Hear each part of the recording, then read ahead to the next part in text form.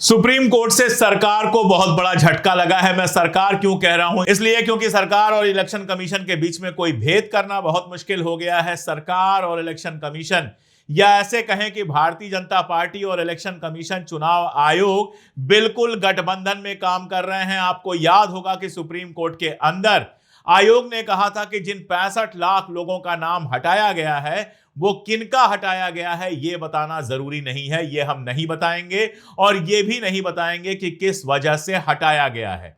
Supreme court में जबरदस्त बहस चली। आप जानते हैं योगेंद्र यादव ने भी इस बहस में हिस्सा लिया और बहुत जरूरी पॉइंट्स रखे।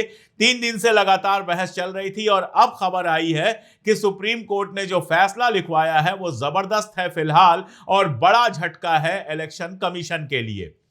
सुप्रीम कोर्ट ने एक बात तो यह कही है कि जिन 65 लाख लोगों का नाम हटवाया है सबको सार्वजनिक कीजिए, और सार्वजनिक ऐसा कीजिए, डिजिटल फॉर्म में सार्वजनिक कीजिए ताकि सर्चेबल हो। आपको याद होगा कि इलेक्शन कमीशन ने डिजिटल फॉर्म हटाकर फोटो खींच खींच के लगा दिया था ताकि आपको रिसर्च करना हो तो पहले डिजिटलाइज कीजिए और उसके बाद रिसर्च कीजिए। तो अब सुप्रीम कोर्ट ने साफ साफ कह दिया है कि डिजिटलाइज कीजिए ताकि कोई भी जाकर देख सके। साथ में कहा है कि बीएलओ का नाम लगेगा, किस बीएलओ ने किसको हटाया है, और बीएलओ का मोबाइल नंबर लगेगा ताकि लोग सीधे कंप्लेन कर सकें कि तुमने हमारा नाम क्यों हटाया है। तो ऐसा लगता है कि बिहार में जो बड़ा खेल करने की कोशिश की गई थी वो फिलहाल उतनी सफल होती नजर नहीं आ रही। जब ये डिजिटल लिस्ट होगी हम लोग भिड़ेंगे उस पर। जो नाम काटे गए हैं, बिना मतलब का काटे गए हैं, जिंदा लोगों के नाम काटे गए हैं और ऐसे लोगों के नाम काटे गए हैं जिनके नहीं कटने चाहिए थे, उन सबको सर्च करेंगे, आवाज उठाएंगे, बीएलओ से बात करेंगे और उनका नाम जुड़वाएंगे। अगर आपका भी कोई ऐसा केस है तो आप हमें बता सकते हैं। इसके अलावा कल एक बहुत मजेदार घटना हुई। अमित मालवीय से लेकर अनुराग ठाकुर ने एक फर्जी दस्तावेज लगाया और वो फर्जी दस्तावेज लगाकर गड़बड़ गड़बड़ बातें की। उसका फैक्ट चेक किया गया है। डिटेल में देखिएगा कि कैसे मुंह की खानी पड़ी है अमित मालवीय को। नमस्कार, मैं अशोक कुमार पांडे और स्वागत है आपका टीसीएच पर। अमित मालवीय का मालवेयर एक बार फिर से पकड़ा गया है। फर्जी खबरें चला चला के ये लोग किसी भी तरह से वोट चोरी के मामले को दबाना चाहते हैं। अनुराग ठाकुर करते हैं अपनी प्रेस कॉन्फ्रेंस और कहते हैं वायनाड और रायबरेली में भी खराब था, वहां भी वोटर लिस्ट में गड़बड़ी थी, एक आदमी का नाम 4 जगह था। तो भैया, क्या वायनाड रायबरेली में कांग्रेस गई थी वोटर लिस्ट बनाने? इसका तो मतलब बहुत साफ है कि आप लोग वायनाड और रायबरेली में भी गड़बड़ करके किसी तरह से राहुल गांधी और प्रियंका गांधी को हराना चाहते थे, लेकिन आंधी इतनी तेज थी कि कुछ चल नहीं पाया। और उसके बाद इतिहास, ये लोग इतिहास में जाना बहुत पसंद करते हैं। भारतीय जनता पार्टी का आप पेज देखेंगे तो ऐसा लगता है कि चुनाव आयोग के प्रवक्ता हैं और इतिहास में जा जाके साबित कर रहे हैं कि कांग्रेस ने बहुत सारी गड़बड़ियां की। इसी मामले में अमित मालवीय ने, जो आईटी सेल का हेड है इनका, उसने एक दस्तावेज शेयर किया जो आपको स्क्रीन पर दिख रहा होगा, और इस दस्तावेज के सहारे दावा किया कि 1980 में सोनिया गांधी जी को वोटर लिस्ट में शामिल किया गया था, जबकि वो तब तक भारत की नागरिक नहीं बनी थी। सोनिया गांधी की नागरिकता को लेकर इन लोगों ने बहुत नाटक किया है। सुषमा स्वराज जी वैसे तो बहुत शानदार नेता थी, लेकिन उन्होंने कहा था अगर सोनिया भारत की प्रधानमंत्री बनती हैं तो मैं बाल छिलवा लूंगी, गंजी हो जाऊंगी। सोनिया गांधी को उनके ऊपर दया आई और उन्होंने प्रधानमंत्री पद ठुकरा दिया ताकि सुषमा जी के जो खूबसूरत बाल थे उन बालों से उनको आजाद ना होना पड़े, उनको गंजा ना होना पड़े। तो यह दस्तावेज शेयर किया गया और भारतीय जनता पार्टी, अमित मालवीय और पूरे आईटी सेल ने तो चलाया ही। शाम को टीवी चैनलों ने भी इस दस्तावेज को चला चला के बहुत नाटक किए। टीवी चैनल तो आप जानते ही हैं, उनकी खबरें जमीन से नहीं आती हैं, उनकी खबरें भारतीय जनता पार्टी और प्रधानमंत्री महोदय के दफ्तर से आती हैं। जो निर्देश आता है वही चलाती हैं। जबान उनकी सिली हुई है, आंखों पे पट्टी लगी हुई है, जो बीजेपी कहेगी वही करेंगे। खैर, गोदी मीडिया ने चलाया, सबने चलाया, लेकिन जरा गौर से इस दस्तावेज को एक बार और देखिए, जहां मैंने रेड लाइन मार्क कर दी है। इस दस्तावेज पर लिखा है national capital territory of Delhi. अब मैं आपको ले चलता हूं एक वेबसाइट पे, और ये वेबसाइट किसी कांग्रेसी की, किसी वामपंथी की, किसी आरजेडी वाले की, किसी समाजवादी पार्टी वाले की, किसी स्टालिन की पार्टी वाले की नहीं है। ये वेबसाइट है दिल्ली सरकार यानी कि दिल्ली गवर्नमेंट की, delhi.gov.in। आपके सामने वेबसाइट खुली है। इसमें जरा अबाउट अस पे चलिए। आपने क्लिक किया अबाउट अस, वैसे तो पहले ही पन्ने पे है, नहीं भी क्लिक करेंगे तो नीचे जाके देख सकते हैं, लेकिन अबाउट अस क्लिक करेंगे तो आपके सामने दिल्ली का छोटा सा इतिहास आ जाएगा। दरअसल ये जो वेबसाइट है वही government of national capital territory Delhi की है। तो नेशनल कैपिटल टेरिटरी कब बनी, कैसे बनी, इसमें दिया हुआ है, और इसको आप देखेंगे तो ये 1992 बताती है कि नेशनल कैपिटल टेरिटरी एक्ट पास हुआ, और 1991 से फरवरी 1991 से इसको नेशनल कैपिटल टेरिटरी कहा जाना शुरू हुआ। दरअसल दिल्ली को अगर आप देखेंगे, ईस्ट को छोड़कर बाकी तीन तरफ से हरियाणा से घिरी हुई है, फरीदाबाद है, गुड़गांव जो अब गुरुग्राम बन गया है, तो तीन तरफ से यह हरियाणा से घिरी हुई है, और ईस्ट दिल्ली जो है वो यूपी का बॉर्डर लगता है, नोएडा का, गाजियाबाद का, ये सब बॉर्डर लगता है। तो इनके कुछ इलाकों को भी शामिल करके नेशनल कैपिटल टेरिटरी बनाया गया, लेकिन बना ये 1991 में, 5 फरवरी 1991 को बना। फिर जरा मुझे ये बताइए कि अमित मालवीय जो ये दस्तावेज पेश कर रहा है, इसके हिसाब से 1980 का ओरिजिनल दस्तावेज है, उसमें कैसे national capital territory of Delhi लिखा हुआ है। एनसीटी 1980 में बनी ही नहीं थी। 1985 से प्रक्रिया शुरू होती है, पहले नेशनल कैपिटल रीजन कहा गया, और 1991 में, फरवरी 1991 में जाकर इसको कहा गया नेशनल कैपिटल टेरिटरी। इसका मतलब क्या है? इसका मतलब यह है कि अमित मालवीय जो ये दस्तावेज दे रहा है, ये उसके घर में, उसके झूठ की फैक्ट्री में बना हुआ है, और जैसा मैंने बैकग्राउंड में लिखा हुआ है कि अमित मालवीय इस समय चिंता में पड़ा हुआ है कि एक और फेक न्यूज पकड़ा गया, एक और फेक न्यूज पकड़ा गया, क्योंकि अमित मालवीय की जो ट्विटर वॉल है वो तो जानी ही जाती है फेक न्यूज फैलाने के लिए। मेरी बात समझ में आ रही है आपको?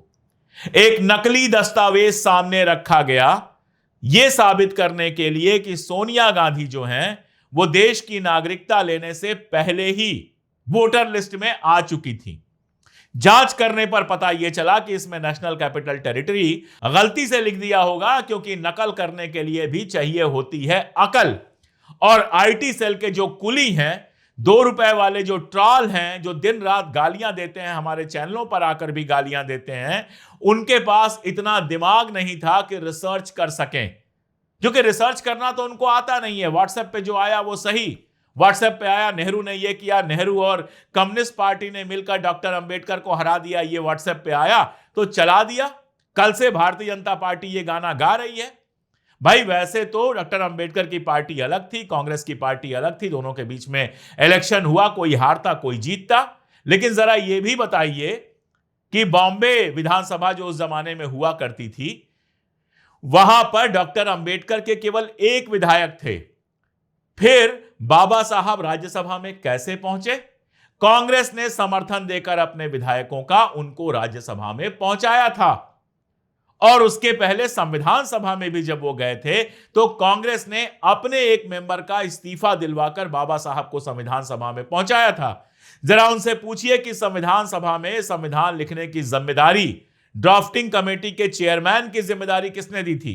कांग्रेस ने दी थी।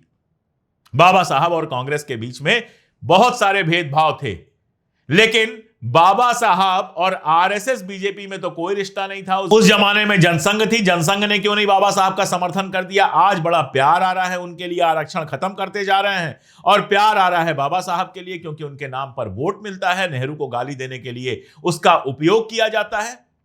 तुम कौन होते हो बाबा साहब का नाम लेने वाले? अंबेडकरवादी कहें तो एक बार समझ में आता है, वो कहेंगे तो उनसे पूरी इज्जत के साथ बहस की जाएगी, बातचीत की जाएगी, कुछ चीजों पर सहमति बनेगी, कुछ चीजों पर असहमति बनेगी।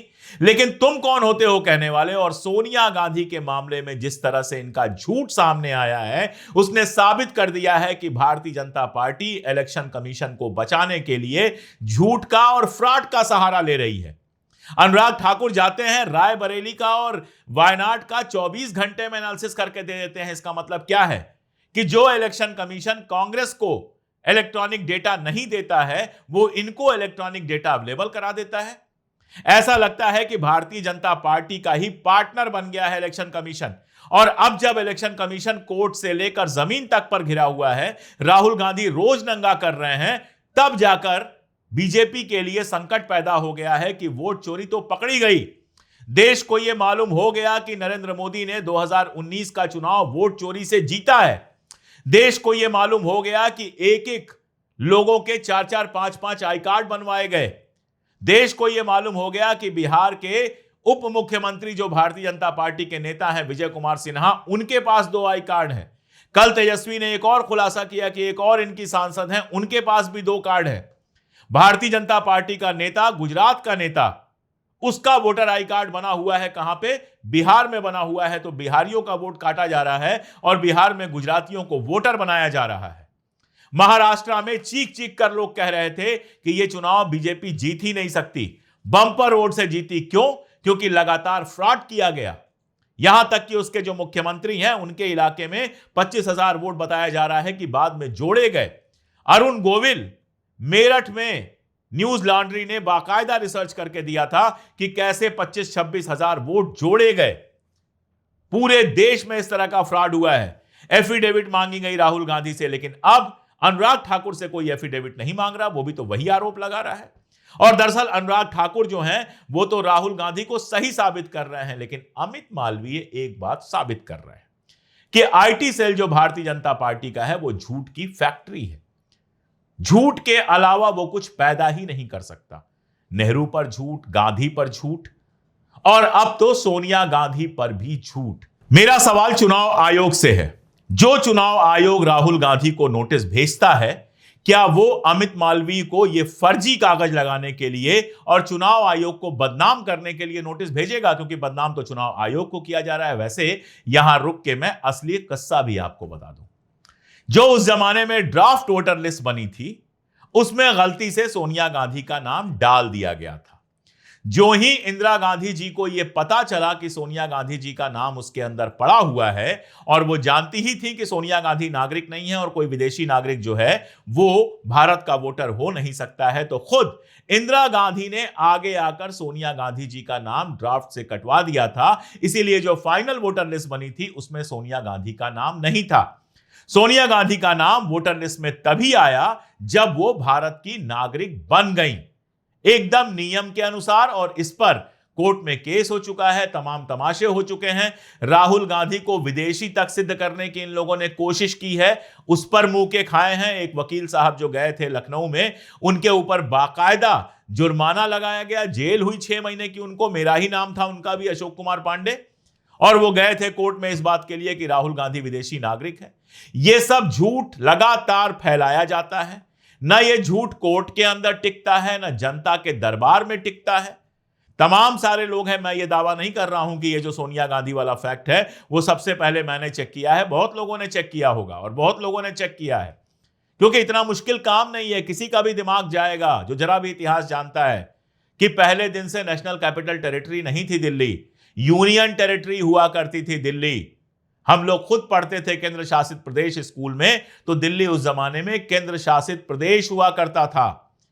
जब दिल्ली विधानसभा बनी, बाकी सारी चीजें हुई, वो सब बाद की प्रक्रिया है। जैसा मैंने बताया कि 1991 में जाकर, फरवरी 1991 में जाकर दिल्ली नेशनल कैपिटल टेरिटरी बनती है, और इसी बिना पर यह झूठ साफ साफ पकड़ा गया। मेरी शिकायत कांग्रेस से है। ट्विटर पर तो हम भी लिख लेंगे, वीडियो तो हम भी बना देंगे। आपको इस अमित मालवीय पर कायदे से केस करना चाहिए। और सुनिए, कर्नाटक जाके केस करने की जरूरत नहीं है, आंध्र प्रदेश में केस करने की जरूरत नहीं है, यहीं दिल्ली में हाई कोर्ट में आपको 10, 20, 50 करोड़ का केस करना चाहिए इनके ऊपर, मानहानि का, फर्जी न्यूज फैलाने का। आईटी रूल्स के तहत भी करना चाहिए और मानहानि के तहत भी इनके ऊपर कम से कम 50 करोड़ का मुकदमा करना चाहिए, क्योंकि सोनिया गांधी कोई छोटी मोटी चीज नहीं है। कई बार की सांसद रह चुकी हैं, लोकसभा की, राज्यसभा की सांसद हैं, यूपीए की चेयरपर्सन रह चुकी हैं और एक बेहद इज्जतदार महिला है, एक प्रधानमंत्री की पत्नी है और लोकसभा में विपक्ष के नेता की मां है। जिनका हर आदमी सम्मान करता है, सामने पड़ने पर मोदी जी भी हाथ जोड़ते हैं। उनके लिए यह गलत खबर फैलाई है अमित मालवीय ने। कांग्रेस को कम से कम 50 करोड़ का मुकदमा मानहानि का करना चाहिए, तब जाकर इनके समझ में आएगा कि रोज झूठ बोलने का मतलब क्या होता है। अगर ऐसे ही कांग्रेस सबको माफ करती रहेगी तो बुरा मत मानिए, लेकिन लोगों की हिम्मत बढ़ती रहेगी और लगातार इस तरह के झूठ फैलाए जाते रहेंगे। हम तो अपना काम करते रहेंगे, जहां फर्जी न्यूज आएगी आपको बताएंगे, दुनिया को बताएंगे, ट्वीट करेंगे, फेसबुक पर लिखेंगे। लेकिन यह कानूनी तरीका अब कांग्रेस को इख्तियार करना पड़ेगा, क्योंकि अब पानी सर के ऊपर जा रहा है। आप बताइए, क्या मैं गलत कह रहा हूं? आप बताइए कि अमित मालवीय, जिसके 50 इस तरह के झूठ अभी तक पकड़े जा चुके हैं, क्या उसके खिलाफ कानूनी कार्रवाई नहीं होनी चाहिए? कोर्ट में जाइए, तो जो फैसला होगा नहीं होगा वो बात की बात है, लेकिन कम से कम कोर्ट में जाइए और दिल्ली के हाई कोर्ट में जाकर इनके खिलाफ मुकदमा दर्ज कीजिए। आप बताइए, ऐसा होना चाहिए या नहीं होना चाहिए? आज के लिए इतना ही, बहुत शुक्रिया।